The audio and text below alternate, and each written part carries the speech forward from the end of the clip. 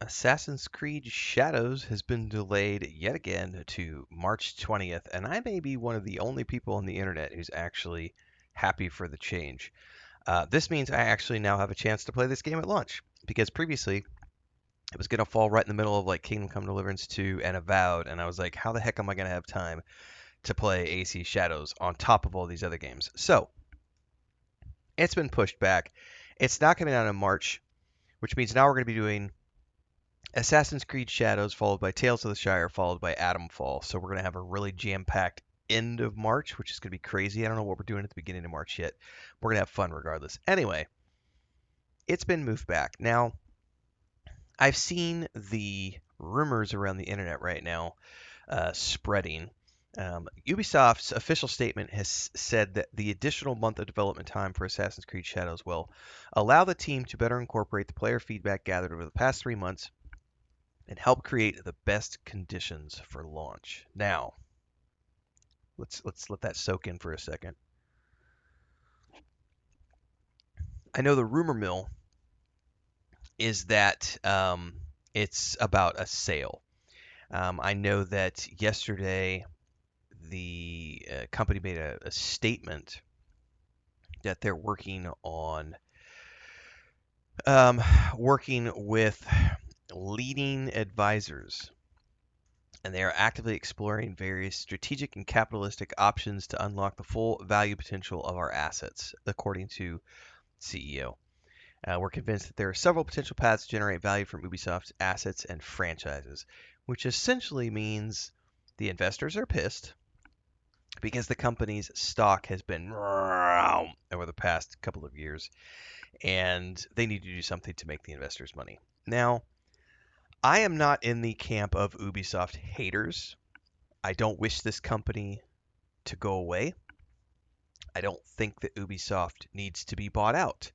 I think that it needs to look at its library of games and figure out a new direction, because what it has been doing, which is trying to nickel and dime the customers, is not it's not the right way. Like the whole microtransaction economy, it might have done well for a decade or so, but that's clearly we've shifted away from that. Now, some games using microtransactions can still work. I have nothing against microtransactions, but when your games depend almost entirely upon microtransactions to make the bulk of their money and you're shoving them in the face of the players, it does feel heavy-handed, and I think that that's part of the problem with Ubisoft. Ubisoft has created games that I have enjoyed for thousands of hours over the course of my lifetime. I'm in my mid 40s right now. I've been playing. I think the first Ubisoft game I can remember back in the day, and I don't remember if it was actually published by Ubisoft when it first came out, and I'm not going to look it up right now. I'm pretty sure it was Thief way back in the day, and I've enjoyed all of Ubisoft's games. I've loved the entire Assassin's Creed franchise. I think the storyline is really cool. I definitely preferred the Origins, Odyssey, Valhalla trilogy of games compared to the other ones, but I've had a lot of good times with Ubisoft games. Most recently, Star Wars Outlaws. I had a great time with Star Wars Outlaws. The Division 1 and 2, um, from that team who made that. And Massive has done a great job. And yeah, they're the developer, but Ubisoft being the publisher, I've enjoyed Ubisoft games over the years. So I don't wish them any ill will. I do think they need to take a hard look at their franchises and figure out a way to come back from this heavy-handed approach that they've done.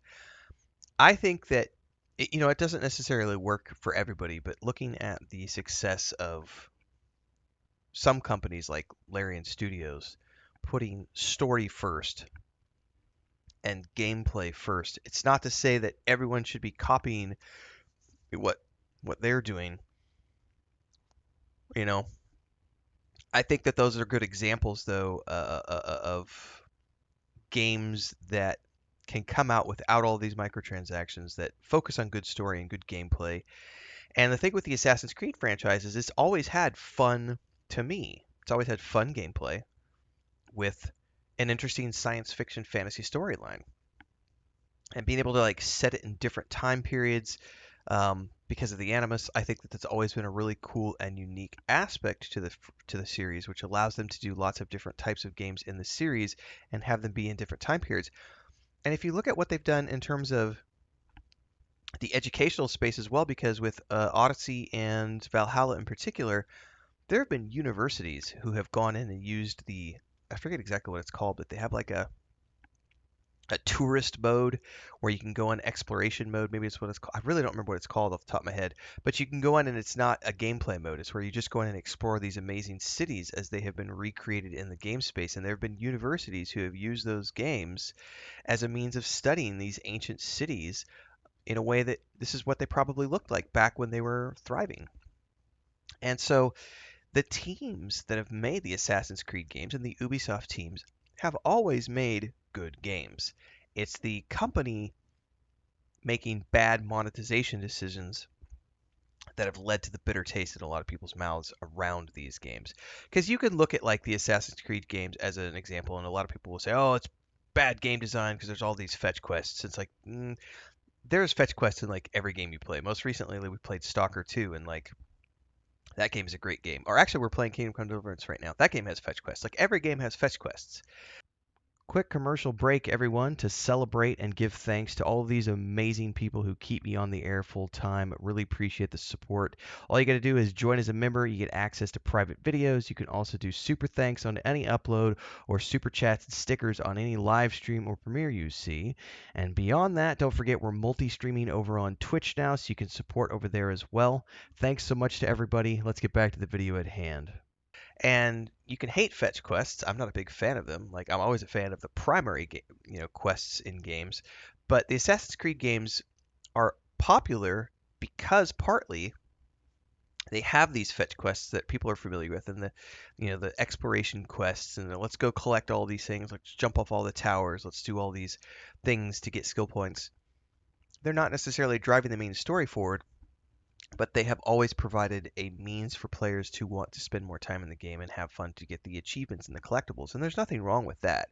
The gameplay has never been a downside to Ubisoft games. It has always been the monetization practices of the parent company. So it sounds to me like part of what they're doing here in the release, at least according to their statement, is they're doing this to incorporate the feedback of the players to basically create the best conditions for launch, which is a smart thing to do. And then it says here that they are reshaping. This is a previous statement, according to the CEO, that says they're currently reshaping the group to deliver the best-in-class player experiences, enhance operational efficiency, and maximize value creation. And that's the rumor is, and this is according to, for example, I'm reading a Polygon article right now that says, and this is Polygon's words, Ubisoft is exploring a potential sale and could become a private company. And if that happens, the game maker wants to make itself as financially attractive as possible. But this goes back to the public statement that they made about we recently appointed leading advisors and are actively exploring various strategic and capitalistic options to unlock the full value potential of our assets. We're convinced that there are several potential paths to generate value from Ubisoft's assets and franchises. I have no problem if they go private. I don't think that they need to be bought out. I think that they could turn it around and make this a lucrative thing for their investors and for gamers as well, as long as they focus on making good games first and tell the investors, take a back seat, let us make good games first, and money will come. The investors might not want that. The investors might say, you know what, you just need to sell it off. And that worries me because a buyout doesn't necessarily lead to good things. A lot of people will claim that it does, but it doesn't not necessarily always end up that way. Sometimes a company sellout or company buyout in this case can lead to the company being strip mined, and then shoved off into the depths and never to be seen again. And I certainly don't want Ubisoft to go anywhere because they make fun games, and I've enjoyed them for many decades of my life, and hopefully I will continue to enjoy them for decades to come. In the meantime, I need my coffee. It's early. The game's been delayed. I'm okay with that. I can now play this on day one. So I look forward to seeing you guys when this rolls around on March 20th. And in the meantime, we got a lot of games to get through. Until then, daily streams, 6 or 7 a.m. Central Time, every single morning on YouTube and Twitch. So I'll see you guys in the next one. And until then, stay safe and happy gaming.